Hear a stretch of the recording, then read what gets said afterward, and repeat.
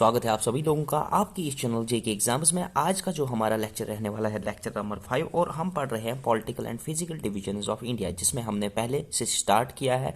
तो हम अभी पढ़ रहे हैं पॉलिटिकल डिविजन्स ऑफ इंडिया। उसके बाद जो हमारा टॉपिक रहेगा वो रहेगा फिजिकल डिविजन्स ऑफ इंडिया। शुरू करते हैं आज का topic without wasting your time. तो इसमें हमने अभी तक जो इन्फॉर्मेशन आपके साथ शेयर की वो ये कि latitudinal extend of India, longitudinal extend of India, उसके बाद हमने कोस्टल स्टेट्स और यूनियन टेरिटरीज की बात की। आज हम जो डिस्कस करने जा रहे हैं, सबसे पहले मैं आपको कोस्टल स्टेट्स के बारे में, जब हमने ख़त्म किया ही है तो यहाँ पर एक टर्म आती है जिसके बारे में क्वेश्चन पूछा जा सकता है, यूएन क्लॉज। अब ये यूएन क्लॉज क्या है? United Nations convention on law of sea, United Nation convention on law of sea.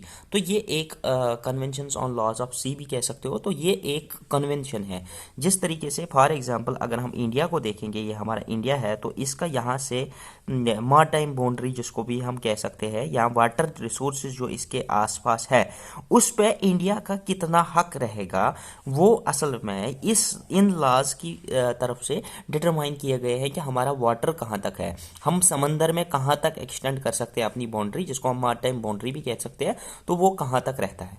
तो उस चीज़ को हम पूरी तरीके से देखेंगे। तो यहाँ पर हमारा है बे ऑफ बंगाल, और यहाँ पर है हमारा अरेबियन सी, और यहाँ पर है हमारा इंडियन ओशन। कल भी मैंने आपको कहा कि ये दोनों जो है अरेबियन सी और बे ऑफ बंगाल है, ये इंडियन ओशन के ब्रांचेस ही है। असल में इसको इंडियन ओशन ही कहा जा सकता है, लेकिन अब इन्होंने कन्वेंशनली इनके नाम दिए गए हैं, तो that is why we are studying them as they are. अब यहाँ पर अगर बात करेंगे वाटर्स की, कि यहाँ तक हमारा बाउंड्री है, मारटाइम बाउंड्री कहाँ पर है, तो इसके लिए हमें क्या किया गया है कि यहाँ पर कुछ लॉज दिए गए हैं कि कहाँ तक हमारे राइट्स रहेंगे।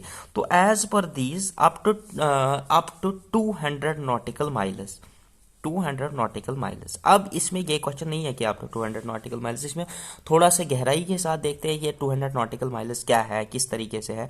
अप टू 200 नॉटिकल माइल्स तक कुछ कानून लगते हैं, किस तरीके से लगते हैं, किस तरीके से हम उनको इंप्लीमेंट करने जाएंगे, वो हम सारा समझने की कोशिश करेंगे।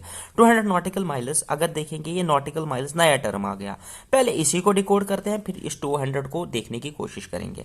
अगर हम एक नॉटिकल माइल को देखेंगे, यूपीएससी में ये क्वेश्चन पूछा गया है कि एक नॉटिकल माइल कितना होता है। अगर हम एक नॉटिकल माइल को देखेंगे तो लगभग ये 1.85 किलोमीटर के आसपास रहता है, कि ये 1 नॉटिकल माइल लगभग 1.85 किलोमीटर के आसपास रहता है।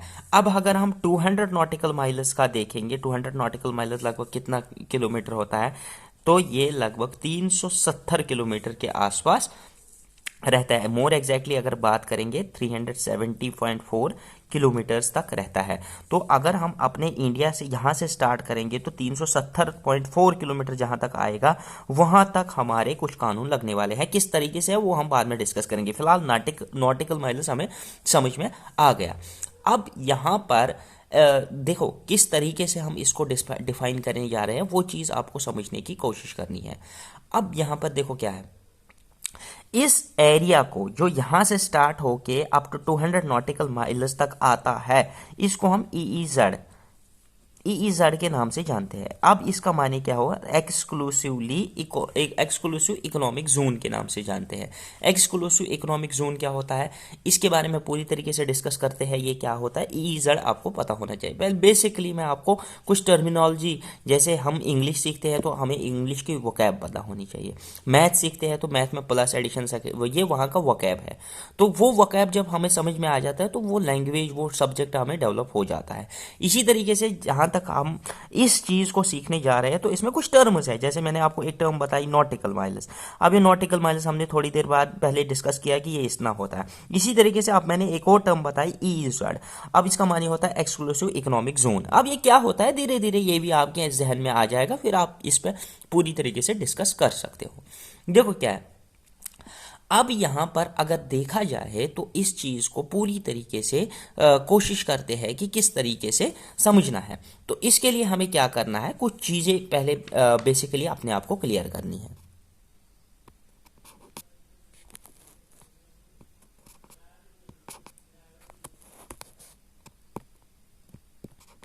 बेसिकली यहां पर आप समझने की कोशिश करते हैं धीरे धीरे। तो यहां पर अगर हम देखो, फॉर एग्जाम्पल ये हमारा लैंड है, अब इस तरीके से देखने की कोशिश करेंगे। अब लैंड के बाद अगर आप देखोगे तो टाइड्स आती है। टाइड्स जो आती है ना, वाटर करंट्स, जो यहाँ से वाटर जो टाइड्स आती है इस तरीके से आते हैं उड़ते उड़ते, तो इस तरीके से हमारी लैंड को टच करती है।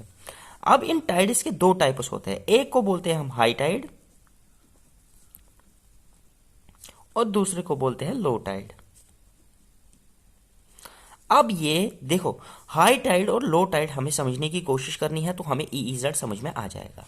अब देखो क्या होता है, फॉर एग्जाम्पल अगर ये हमारी लैंड है, अब इसमें देखेंगे तो सबसे पहले हाई टाइड को हम फॉर एग्जाम्पल डिमार्केट करेंगे।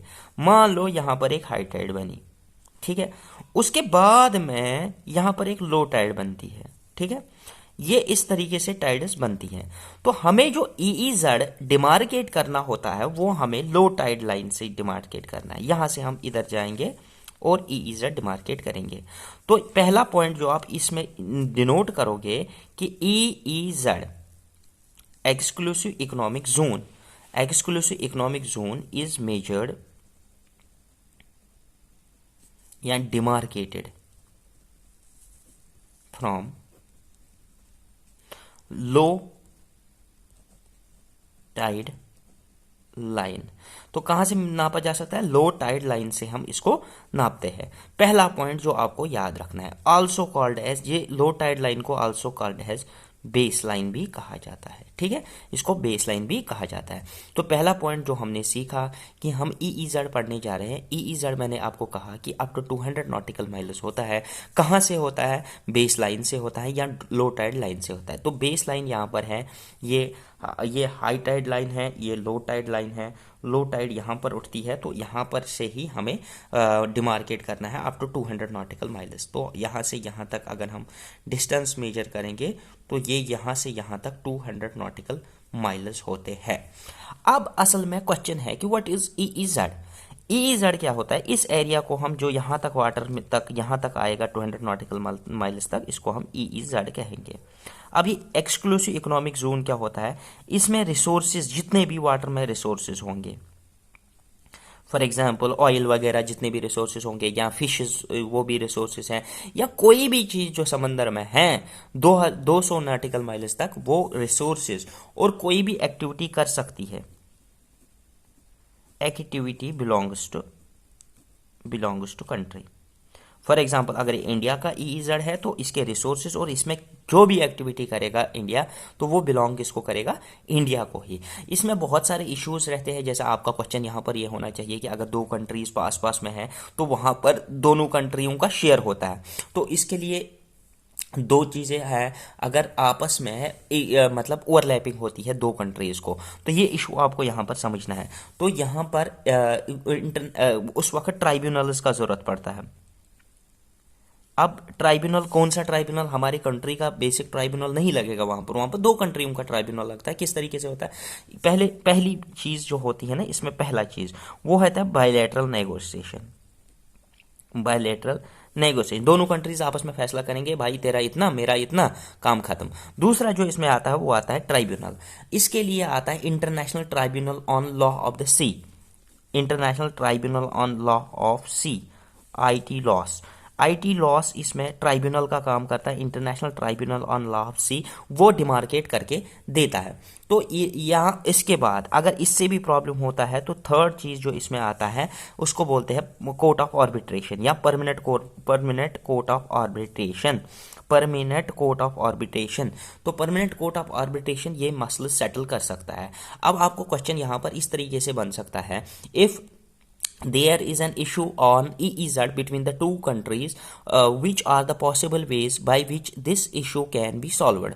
पहला आएगा bilateral negotiation, दूसरा आएगा tribunals, IT लॉस भी हो सकता है वहां पर ऑप्शन में, तो ये भी आपको याद रखना है। तीसरा ऑप्शन हो सकता है परमानेंट कोर्ट ऑफ आर्बिट्रेशन। तो बोथ 1, 2 and 3 इस तरीके से आप स्टेटमेंट 1, स्टेटमेंट 2, स्टेटमेंट 3 को करेक्ट कर सकते हो। तो ये चीज आपको पता होनी चाहिए।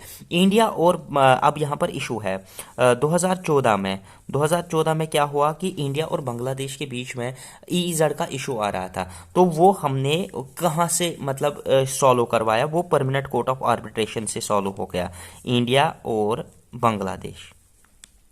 बांग्लादेश का इशू जो था, मारटाइम इशू जो था, बाउंड्री इशू जो था, ईईजेड का इशू जो था, वो परमानेंट कोर्ट ऑफ आर्बिट्रेशन से सॉल्व होता है। अब इसी तरीके से अगर चाइना और फिलीपीन की बात करेंगे, इनका भी आपस में कन्फ्लिक्ट रहता है।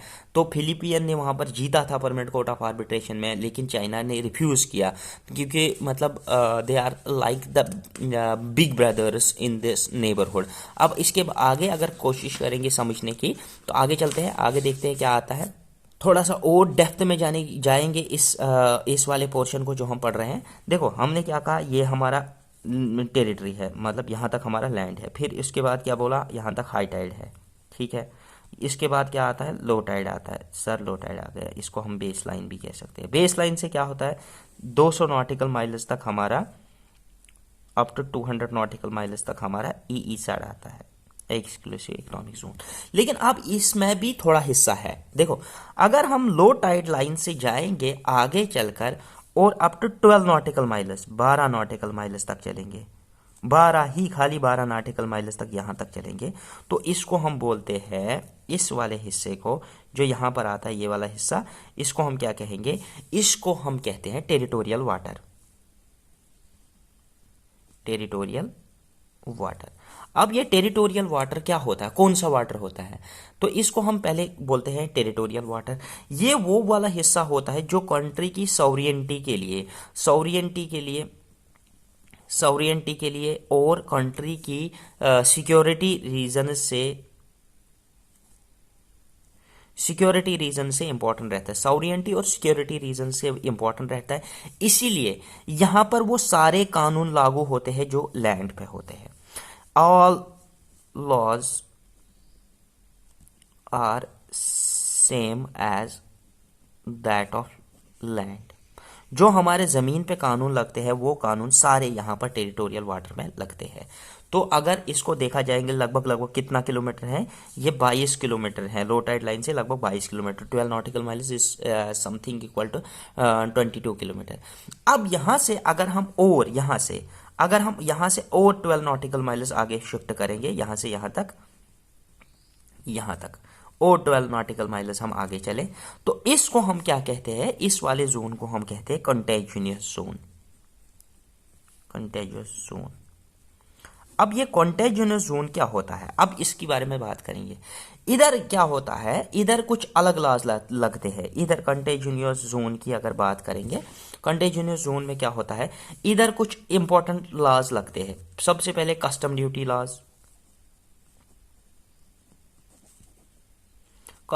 लॉज लगते हैं, सैनिटरी